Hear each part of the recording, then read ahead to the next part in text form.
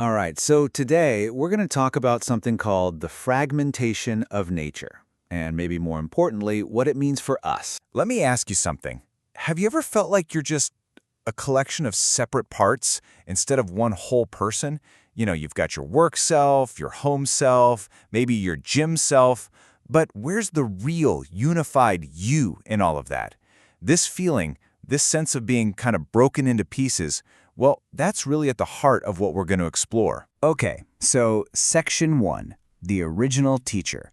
To understand our own fragmentation, we have to start by looking at our benchmark for wholeness. And for that, there's really no better teacher than the natural world. There's this quote that it really captures it all. Nature is the original teacher, quiet, patient, and infinitely wise. And that's so true, isn't it? Nature doesn't yell its lessons at us. It just demonstrates them.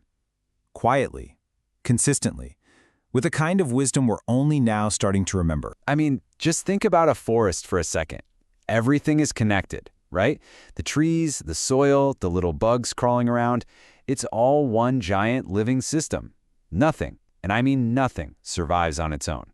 Detachment just leads to decay. And here's the big one. Nature is never in a hurry. You can't force a flower to bloom. It happens when the time is right. It's all about flow, not force. That right there, that's the essence of wholeness. And this slide really lays out the core conflict, the two different ways of seeing things. You've got nature's way, wholeness, harmony, flow. And then you've got our way. We tend to analyze, which means breaking things down. We create divisions, and man, do we love to try and force things.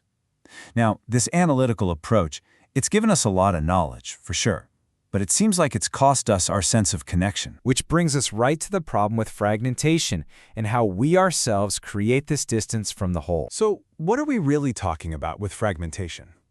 Well, it's the process of taking a unified system and breaking it into these isolated little parts.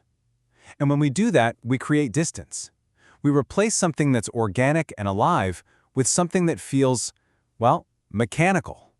It's like staring at one gear and totally missing the fact that it's part of a beautiful, working clock. And believe me, this isn't some abstract philosophical idea. We're going to look at fragmentation in our lives and where this disconnect shows up every single day. Just take a look at how we compartmentalize our world. In medicine, right, we have a specialist for every single body part. But our body is an ecosystem. If you treat the heart without thinking about the gut or about our stress levels, you're probably not going to get complete healing. Same thing with education. We teach math over here, science over there, and art in another room, so our kids learn a bunch of facts, but they struggle to connect the dots.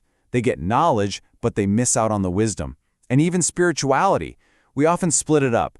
This is for my body, this is for my mind, this is for my spirit, and we forget they're all just different expressions of one single life force. Okay, so that's the problem. But here's the good news. It doesn't have to be this way. Just recognizing this pattern is a huge first step. And what comes next is really an invitation to come back home, to a more natural, whole way of being. So, the big question is, how do we even begin to heal this divide? I mean, if we're so fragmented, where do we start? How do we put these pieces back together? Well, the answer is actually, it's simpler and way more profound than you might think. It's all about integrating our body, mind, and spirit. See, the path back to wholeness isn't about adding more stuff or trying harder. It's about reconnection. It's about remembering that your physical self, your mental self, and your spiritual self, they aren't separate projects you have to manage. They're all part of one unified you. I love this way of thinking about it. See yourself as a tree. Your body, that's your roots. It's your physical vitality, your connection to the earth. Your mind, that's the trunk. Strong, clear, focused. And your spirit? Those are the leaves, open, reaching out, connected to everything. You can't have strong leaves without deep roots and a solid trunk. It's all one living system. You need all three to thrive. This leads us to our final section and, honestly, the ultimate realization. This is the idea that changes everything. Because when you start to live this way, when you honor your body, mind, and spirit as one whole, something incredible starts to happen. You realize you are not separate from nature. You are nature. It's not that you're like nature, you are it. That same incredible life force that makes a flower bloom, that turns the seasons, that is flowing through you right now. The separation, that was just an idea we made up. The wholeness, it's been right here all along. And so I want to leave you with this one thought to chew on. If nature, when it's whole, always finds its way, what way is it trying to show you? Thank you for joining me on The Explainer.